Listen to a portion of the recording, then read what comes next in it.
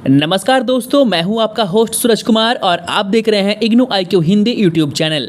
दोस्तों, दिसंबर एग्ज़ाम के लिए जो आपका असाइनमेंट है वो बनना शुरू हो चुका है। तो अगर आपने अभी तक असाइनमेंट बनाना शुरू नहीं किया है तो जल्द से जल्द शुरू कर ले, क्योंकि सितंबर के पहले सप्ताह से जो है आपका असाइनमेंट सबमिट होना शुरू हो जाएगा और 31 अक्टूबर तक जो है आपका असाइनमेंट जमा होगा, वो लास्ट डेट है। तो अभी तक अगर आपने असाइनमेंट बनाना शुरू नहीं किया है, आपके पास जो है स्टडी मटेरियल वगैरह नहीं है, तो आप दिए गए नंबर पर फ़ोन कर सकते हैं। हम आपको काफ़ी सस्ते दामों पर जो है असाइनमेंट उपलब्ध करवाएंगे। तो आइए बिना किसी देरी के शुरू करते हैं आज का हमारा ये टॉपिक। आज हम पढ़ने जा रहे हैं BEVAE 181। आज हम पढ़ेंगे इकाई 6, जिसका शीर्षक है जैव विविधता, मूल्य और सेवाएं। तो देखिए, जैव विविधता है क्या, इसको पहले समझिए। जैव विविधता, डाइवर्सिटी का मतलब होता है, विविधता का मतलब होता है कि भिन्न भिन्न, यानी एक ही मतलब कि पारिस्थितिक तंत्र के अंदर, एक ही पर्यावरण के अंदर जब भिन्न भिन्न जीव रहते हैं ना, तो उसे कहते हैं जैव विविधता। जैसे कि हमारे पारिस्थितिक तंत्र में कितने प्रकार के जीव हैं, आप गिन भी नहीं सकते। कीड़े मकोड़े को आप गिन सकते हैं क्या? नहीं गिन सकते। जो दिखते हैं आप उन्हें गिन सकते हैं, लेकिन उस पर्यावरण में, उस पारिस्थितिक तंत्र में कीड़े मकोड़े, सूक्ष्मजीव, बैक्टीरिया भी जो है वो, प्रोटोजोआ भी जो है वो आता है, तो उसे हम गिन नहीं सकते। तो ऐसी जंतुएं जो सभी मिलकर पारिस्थितिक तंत्र का निर्माण करती है, परस्पर क्रिया करती है। क्रिया मतलब जैसे कि हम जो है, बकरी घास खा रही है, हम बकरे को खा रहे हैं, ठीक है। तो उसमें क्या कर रहे हैं कि एक परस्पर दूसरे से हम क्रिया कर रहे हैं। जैसे कि नाइट्रोजन चक्र में मैंने आपको समझाया कि किस प्रकार जीवाणु जो है नाइट्रोजन गैस को उत्सर्जित करते हैं, तो वो क्या क्रियाएं कर रहे हैं, क्रियाएं करके क्या बनाते हैं, नाइट्रोजन गैस बना रही है। तो जो इसे ही कहते हैं जैव विविधता। अब देखिए, जैव विविधता को ना परिभाषित भी किया गया है, ऑफिशियल रूप से इसे परिभाषित किया गया है। अब देखिए, 1992 में पृथ्वी सम्मेलन के दौरान रियो डी जेनेरो में जैव विविधता को इस प्रकार परिभाषित किया गया है। अब देखिए, समझिए इसको। स्थलीय यानी स्थल में रहने वाले, समुद्री माने समुद्र में रहने वाले, और अन्य जैविक परितंत्रों सहित, यानी जितने भी और जीवित परितंत्र कीड़े मकोड़े के, केंचुए के हैं, सभी स्रोतों में रहने वाले जीवित जीवों की विविधता और पारिस्थितिक संकुल जिसका वे हिस्सा है, इसमें प्रजातियों के अंदर, प्रजातियों तथा पारिस्थितिक तंत्रों के बीच विविधता शामिल है। मतलब कि वही होता है कि मतलब कि जब एक दूसरे के प्रजाति के भिन्न, मतलब कि गाय, बकरी, बैल, भैंस, सभी लोग, कीट पतंगे, कीड़े मकोड़े, कौवा, ठीक है, बगुला, सब अगर एक ही पर्यावरण के अंदर में रहे तो उसे हम लोग कहते हैं जैव विविधता। ये समझ में आ गया। अब देखिए, नेक्स्ट पॉइंट है जैव विविधता के स्तर। कितने लेवल हैं, कितने स्तर हैं? तो इसके 3 लेवल है, 3 स्तर हैं। पहला है अनुवांशिक स्तर, फिर है प्रजाति स्तर, और तीसरा है पारिस्थितिक तंत्र स्तर। तो बारी बारी से हम जो है पढ़ेंगे। तो सबसे पहले हम पढ़ेंगे अनुवांशिक विविधता। देखिए, अनुवांशिक विविधता का मतलब होता है भिन्न भिन्न, अलग। अब देखिए, अनुवांशिक विविधता का मतलब क्या होता है, अनुवांशिक डाइवर्सिटी का मतलब क्या होता है। अब मेरा DNA, ठीक है, और एक गाय का DNA क्या एक है? बिल्कुल नहीं है, अलग है। क्या एक बिल्ली का DNA और एक कुत्ता का DNA एक है? बिल्कुल नहीं भाई, एक नहीं है, अलग है। तो इसे ही कहते हैं अनुवांशिक विविधता। मतलब कि मेरा DNA और एक बिल्ली का DNA कभी क्या मैच करेगा? मैच नहीं करेगा। लेकिन इंसानों का DNA क्या है? एक ही पैटर्न का बना हुआ है। हाँ, उसमें गुणसूत्र जो है ना, उसमें कुछ चेंजेस हो सकते हैं, उसके पैटर्न में जो है ना, अंदर जो है जीन्स में बदलाव होगा, अंदर जीन्स में बदलाव होगा, लेकिन पैटर्न जो रहेगा ना इंसान का, सब एक ही पैटर्न का रहेगा। बिल्ली, सारे बिल्लियों का एक ही पैटर्न का रहेगा। उसके बाद सारे कुत्तों का एक ही पैटर्न का, सारे गायों का एक ही पैटर्न का रहेगा। आई बात समझ में? अब लेकिन पैटर्न के अंदर की बात करें तो बिल्ली का एक ही पैटर्न है, लेकिन क्या हर बिल्ली का जीन्स जो है क्या वो एक है? बिल्कुल नहीं। हर व्यक्ति का, हर जानवर का, अगर पूरे पृथ्वी पर 100 करोड़ जानवर हैं तो उन 100 करोड़ जानवरों का जो जीन्स है ना, DNA के अंदर का जीन्स है, वो क्या रहेगा? डिफरेंट रहेगा, लेकिन पैटर्न एक जाति का एक ही रहेगा। मनुष्यों का पैटर्न एक ही है, तभी तो सभी मनुष्यों के नाक हैं, एक जैसे हैं, सभी के हाथों में 5 उंगलियां हैं। ऐसा क्या है क्या कि 50 आदमी का 7 उंगली है और 50 का नहीं? यहाँ एक आध का जो है ना, 1 उंगली एक्स्ट्रा निकल जाती है, वो जीन्स के बदलाव के कारण ही होता है। जब शिशु गर्भ में रहता है ना, तब जीन क्या होता है? जीन बन रहा होता है। जब जीन बन रहा होता है ना, जब DNA बन रहा होता है, तब उसमें कुछ चेंजेस हो जाते हैं। से कोशिकीय बदलाव उसमें कुछ हो जाते हैं, जिसके कारण जो है किसी किसी का 5 की जगह जो है 6 उंगलियां हो जाती है। तो चलिए इसे कहते हैं आनुवांशिक विविधता। चलिए अब देखते हैं प्रजातीय विविधता। देखिए प्रजाति में विविधता का अर्थ है प्रजातियों के बीच अंतर, जैसे घरेलू और वन्य दोनों। यह जैव विविधता का सबसे अधिक दिखाई देने वाला घटक है, क्योंकि यह शब्द प्रजाति पर लागू होता है। जैसे प्रजाति का मतलब क्या होता है?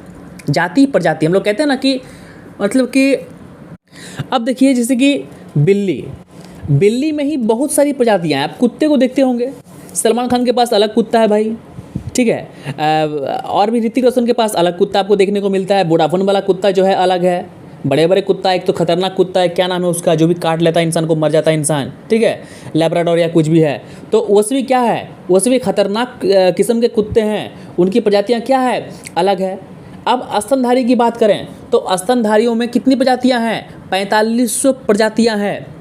तो इसे कहते हैं प्रजातियों में विविधता।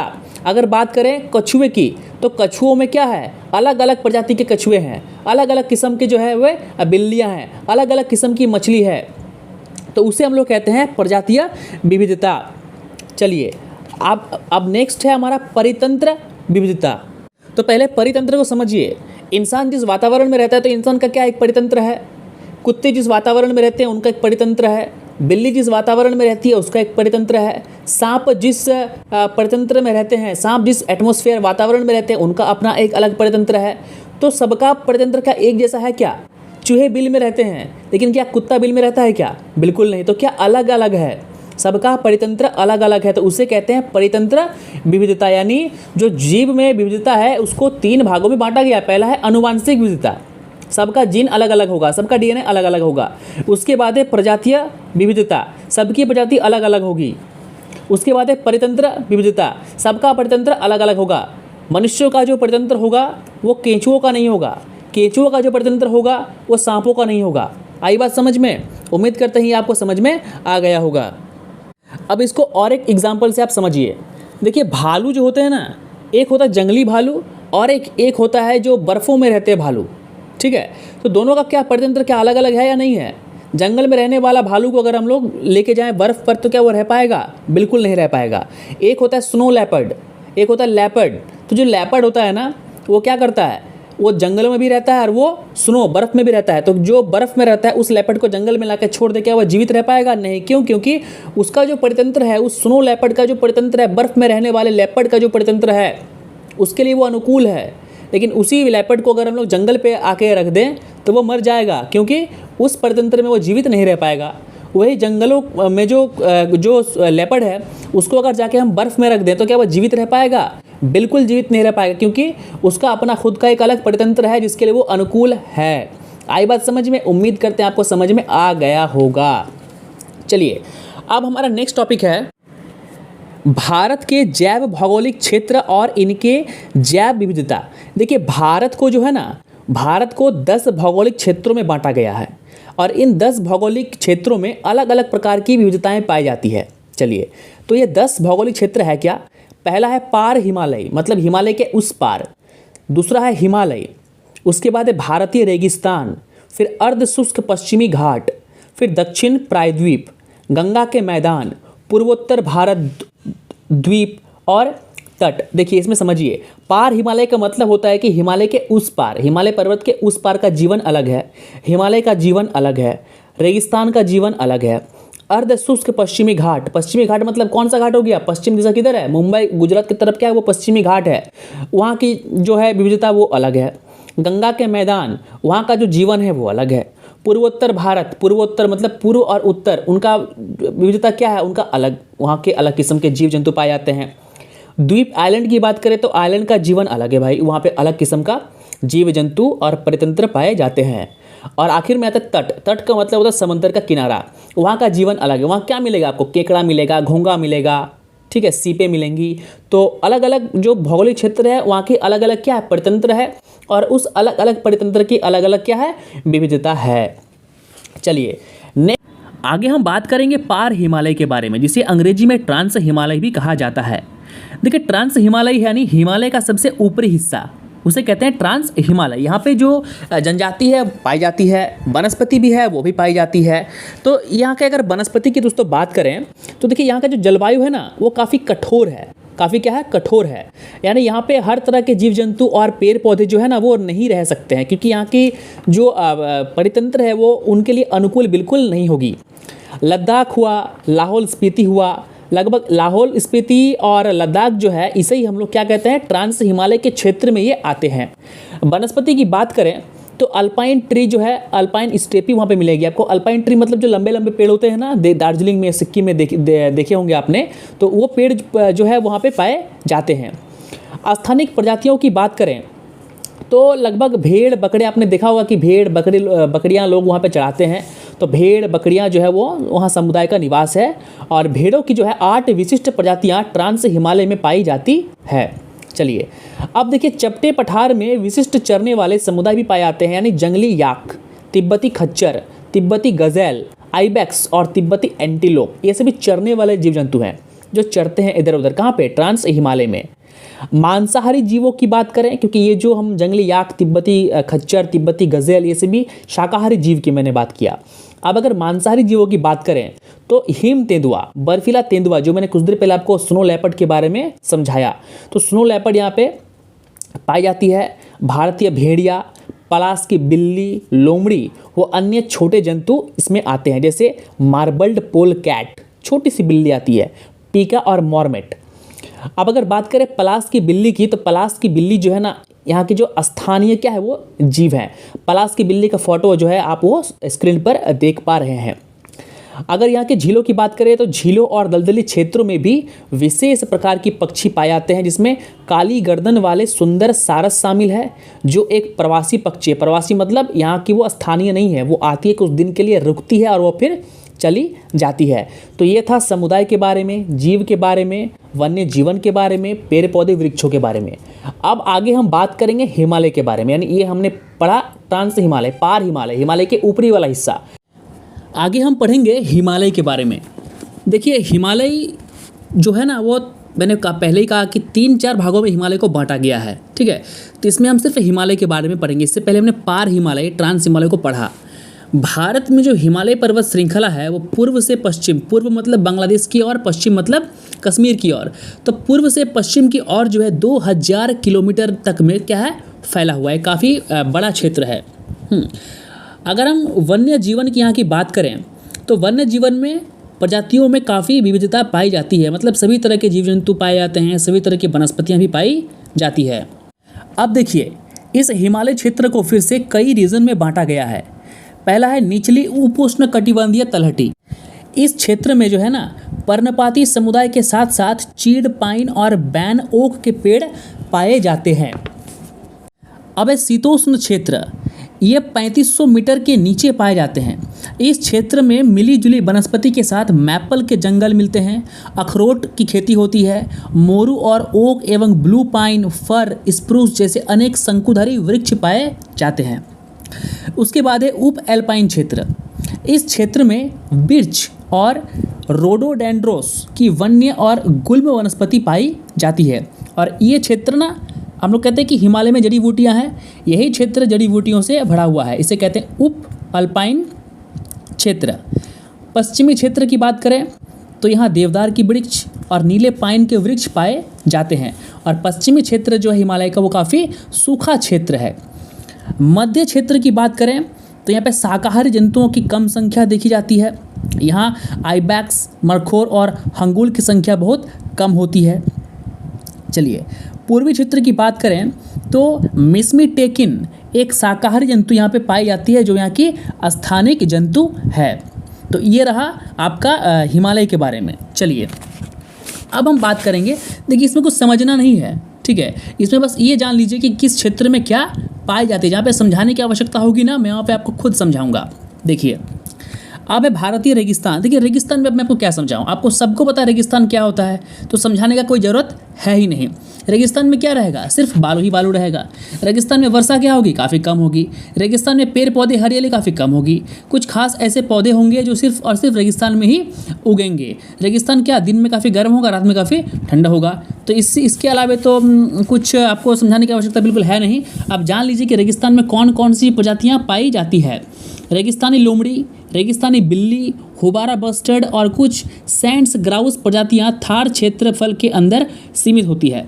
भारत के रेगिस्तानों में प्रोसोपिस, सेनोरेरिया, साल्वाडोरा, ओलिओइडस सामान्य तौर पर पाए जाने वाले क्या हैं, पेड़ हैं। तो जो मैंने अभी नाम आपको बताया है इसमें कुछ समझने वाली बात है नहीं, इसको आप जो है वो याद कर लीजिए। सांप जो है वो पाए जाते हैं। छोटे मोटे वृक्ष, कांटेदार झाड़ी नुमा वृक्ष पाए जाते हैं। सांप पाई जाती है। गिरगिट, छिपकली पाए जाते हैं। बिच्छू पाए जाते हैं। ये तो आपको पता ही होगा। चलिए अब आगे देखिए है अर्धशुष्क। देखिए अर्धशुष्क, अर्ध माने आधा, शुष्क मतलब नमी, ठीक है। अर्धशुष्क मतलब वो ज़मीन जो है ना तो वो पूरी गीली रहेगी ना पूरी सूखी रहेगी, वो बीच बीच का रहेगा। हल्का हल्का पानी का वहाँ पे जो है ना वो आपको दिखाई देगा। अब देखिए इस क्षेत्र में लगभग आपका लगभग 5,80,000 वर्ग किलोमीटर के क्षेत्रफल में हमारे देश के कुल क्षेत्रफल का 15% हिस्सा आता है। यानी जो अर्धशुष्क क्षेत्र है ना वह देश की कुल क्षेत्रफल का 15% आता है। अब जितनी भी सारे बड़े बड़े घास के मैदान हैं, स्वादु झाड़ियाँ पाई जाती हैं, वो सभी जो है अर्धशुष्क क्षेत्र में ही पाई जाती है। अगर बात करें इस क्षेत्र की तो पाकिस्तान, ईरान, मध्य पूर्व और उत्तर अफ्रीका जो है ये क्षेत्र जो है ना इन क्षेत्रों में अर्धशुष्क किस्म की जो आपका मैदान है वो जलवायु पाई जाती है। अगर बात करें प्रजातियों की तो इसमें अकेशिया प्रजाति पाए जाने वाले लंबी वर्ष, ब्लैक बक, चौसिंगा, गेज़ेल और नीलगाय जैसे जानवर यहाँ पे पाए जाते हैं। इसमें कुछ समझने वाली बात दोस्तों है नहीं, इसलिए मैं इसे जो शॉर्टकट में पार कर रहा हूँ। अब देखिए अब आगे है हमारा है पश्चिमी घाट। पश्चिमी घाट देखिए क्या है, पश्चिम का जो घाट होगा ना वो पश्चिमी घाट कहलाएंगे। तो पश्चिमी घाट क्या क्या आएगा आगे हम पढ़ने वाले हैं। देखिए सबसे पहले जान लीजिए कि जो पश्चिमी घाट है ना ये जैव विविधता का हॉट स्पॉट है। मतलब बहुत सारे जीव जंतु यहाँ पे पाए जाते हैं और ये काफ़ी इंपॉर्टेंट है, तो इससे हम लोग विस्तार से पढ़ेंगे। पश्चिमी घाट कौन सा क्षेत्र है, पश्चिमी घाट वह क्षेत्र है जो आप गुजरात से लेकर देख रहे केरल तक उसे कहते हैं पश्चिमी घाट। पश्चिमी घाट भारत के प्रमुख उष्णकटिबंधीय सदाबहार वन क्षेत्रों का प्रतिनिधित्व करते हैं। पश्चिमी घाट का कुल क्षेत्रफल 1,60,000 वर्ग किलोमीटर है। आई बात समझ में। अब देखिए हाल ही के वर्षों में इस क्षेत्र का वनावरण काफ़ी हद तक कम हो गया है। कम होगा ही भाई, लोग पेड़ पौधे काटने लग गए हैं, बिल्डिंगें बननी शुरू हो गई है, कल कारखाने लगने शुरू हो गए हैं। देखिए प्राइमेट्स में नीलगिरी के लंगूर और सिंहपुच्छी वानर ये पाए जाते हैं। रोडेंटस, प्लेटोकोथोमिस और स्पाइनी डॉर्मोस। अब आगे बात करते हैं गिलहरियों की, तो गिलहरियों में क्या है, राटुफा इंडिका की कई प्रजातियां पाई जाती है। कहाँ पर, इस क्षेत्र में। किस क्षेत्र में, आपका पश्चिमी घाट में। तो पश्चिमी घाट में क्या क्या आ जाएगा, महाराष्ट्र आ जाएगा, मैसूर आ जाएगा, मालाबार आ जाएगा, तमिलनाडु के घाटों में अलग अलग रूप से पाई जाती है। चलिए मांसाहारी जीवों की बात करें तो सीवेट पाई जाती है और लाल धब्बों वाली बिल्ली यहाँ पाई जाती है। चलिए अब आगे जो हमारा है ना वो है दक्षिण प्रायद्वीप। दक्षिणी प्रायद्वीप मतलब दक्षिण का समुद्र तट। देखिए इस क्षेत्र में भारत का सबसे बड़ा क्षेत्रफल शामिल है, जो कुल भूमि का लगभग 43% और 1,42,01,000 वर्ग किलोमीटर क्षेत्रफल पर जो है ये फैला हुआ है। इसके क्षेत्र की बात करें तो मध्य प्रदेश, महाराष्ट्र और उड़ीसा जैसे क्षेत्र में कुछ कुछ दिखाई मिलते हैं। इस क्षेत्र में पर्णपाती वन, कांटेदार जंगल और विखंडित झाड़ियाँ पाई जाती है। अगर हम लोग जीव जंतु की बात करें तो यहाँ पे चीतल, सांभर, नीलगाय, चौसिंघा, बर्किंग डियर और गौर जैसे जीव जंतु पाए जाते हैं। अब बात करेंगे गंगा के मैदान की। देखिए इस क्षेत्र को दुनिया का सबसे अधिक उपजाऊ क्षेत्र माना जाता है और यह घनी तथा बढ़ती हुई मानव आबादी को आधार प्रदान करता है। क्यों, देखिए ये काफ़ी उपजाऊ है तो लोग इसके करीब रहना चाहते हैं, क्योंकि लोग चाहते हैं कि यहाँ पे रह के हम कुछ फसल उगा लें। पैदावार यहाँ अधिक होती है, आपको अलग से खाद वगैरह उर्वरक वगैरह डालने की आवश्यकता नहीं पड़ती है, क्योंकि ये डेल्टाई क्षेत्र है। यह लगभग 3,60,000 वर्ग किलोमीटर का क्षेत्रफल में फैली हुई है। इस क्षेत्र का वन्य जीवन की बात करें तो नीलगाय, ब्लैक बक और चिंकारा की छोटी आबादियाँ पश्चिमी क्षेत्र में घनी खेती के इलाकों में अब भी पाई जाती है। अगर नमी युक्त क्षेत्र नदियों की बात करें तो मगरमच्छ और घड़ियाल की आबादी यहाँ पे पाई जाती है। और गंगा में जो है ना डॉल्फिन काफ़ी देखने को मिलती है। सुंदरवन जो है वो यही एक ऐसा क्षेत्र है। चलिए देखिए आगे है पूर्वोत्तर भारत। पूर्वोत्तर भारत में क्या आ जाएगा, जितने भी असम हो गया, अरुणाचल प्रदेश आ गया, नागालैंड आ गया, त्रिपुरा आ गया, मणिपुर आ गया, ये सभी कौन सा रीजन है, ये सभी है पूर्वोत्तर भारत। तो इस क्षेत्र में वर्षा काफ़ी अधिक होती है क्योंकि जंगलों की जो संख्या काफ़ी अधिक है। आपको अधिक जंगल देखने को मिलेंगे, आपको जीव जंतुओं की अधिक प्रजातियां देखने को मिलेगी, काफ़ी वनस्पतियां, झाड़ी नुमा पेड़ देखने को वहाँ पर मिलेंगे आपको। वर्षा अधिक होगी तो जीव जंतु बिल्कुल अधिक होंगे और ऊंचे ऊंचे पहाड़ मिलेंगे आपको। बरसात अधिक होती है तो पहाड़ों से बहने वाले जो झरने होते हैं वो आपको देखने के लिए मिलेंगे। जो वाटरफॉल है, आप चले जाओ मेघालय, काफ़ी वाटरफॉल्स है। आप चले जाओ मणिपुर, काफ़ी वाटरफॉल्स है। आप चले जाओ नागालैंड, वहाँ पे काफ़ी वाटरफॉल्स है। ठीक है, चलिए अब बात करते हैं कि वन्य जीवों की। तो यहाँ पे दलदली क्षेत्र है, काफ़ी घास के मैदान है, घने जंगल है, वन है। तो जंतु में क्या, दरियाई घोड़ा, भैंस, स्वैम्प डियर, हॉग डियर, पिम्पी हॉग और हिस्पीड हेयर क्या है यहाँ पे शामिल है। और हाथी जो है भारत में सबसे अधिक, हाथी जो है ना, हाथियों की संख्या वो पूर्वोत्तर भारत में ही पाई जाती है। आई बात समझ में। चलिए अब द्वीप की बात करें तो आपको सीधी सी पता है दोस्तों, समझाने की आवश्यकता नहीं है। द्वीप कौन कौन सा है, एक लक्षद्वीप है और एक अंडमान निकोबार द्वीप हमारा है, दो ही द्वीप है। लक्षद्वीप कहाँ पे है, अरब की सागर में है।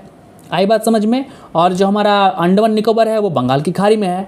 अब जो अंडमान निकोबार है वो 348 द्वीपों का एक लंबा समूह है और काफ़ी इंपॉर्टेंट है भारत के दृष्टिकोण से।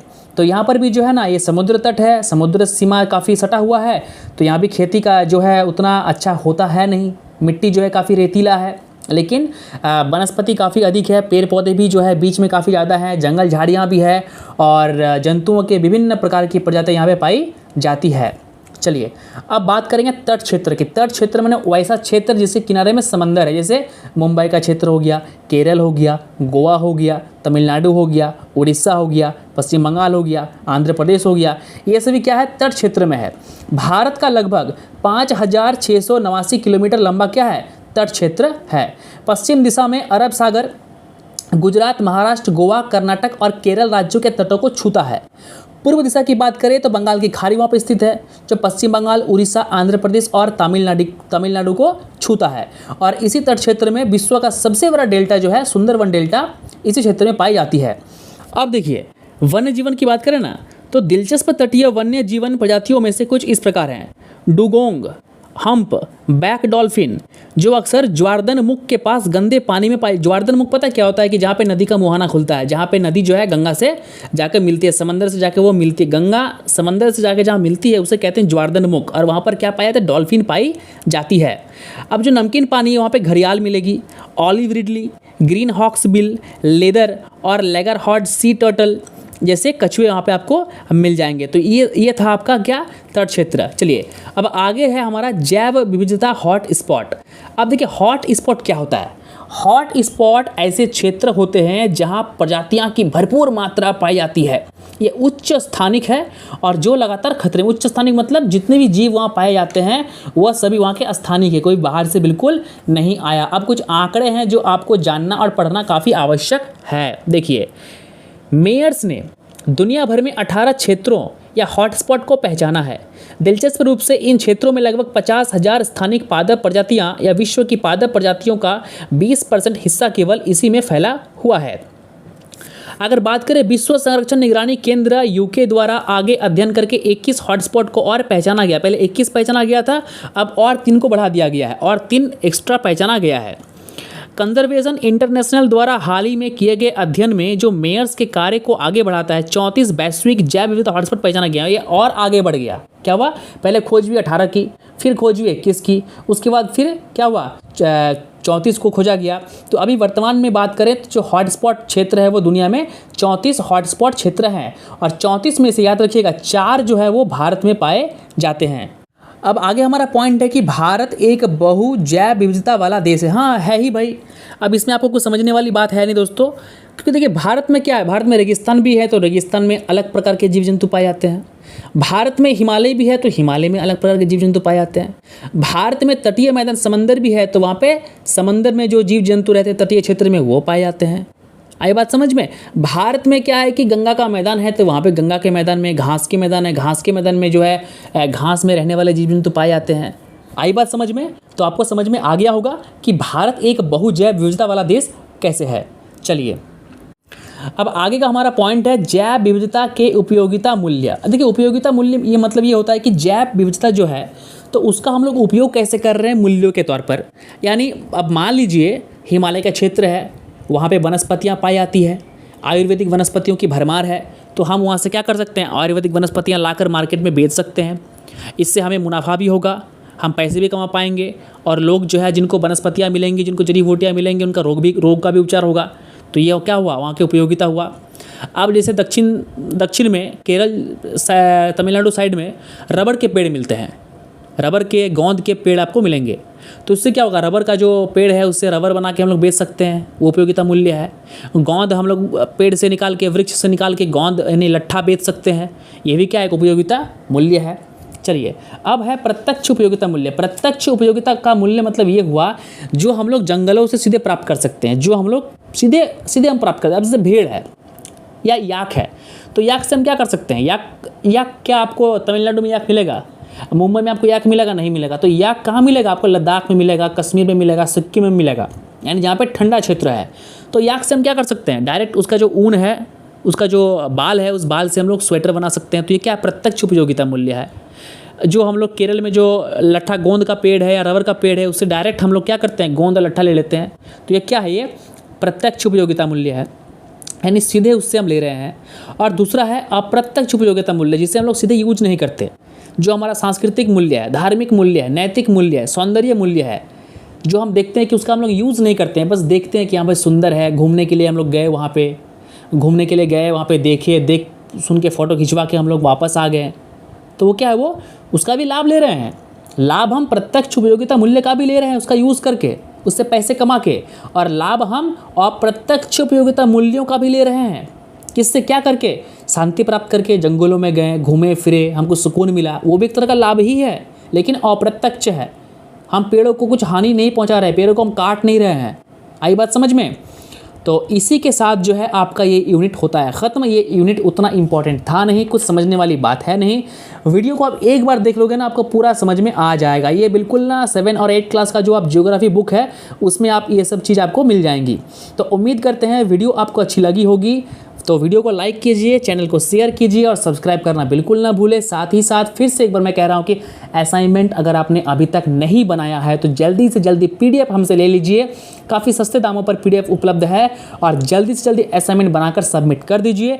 जितना जल्दी असाइनमेंट सबमिट कीजिएगा उतना जल्दी आपका नंबर अपडेट होगा और आपको सर्टिफिकेट जल्दी मिलेगा।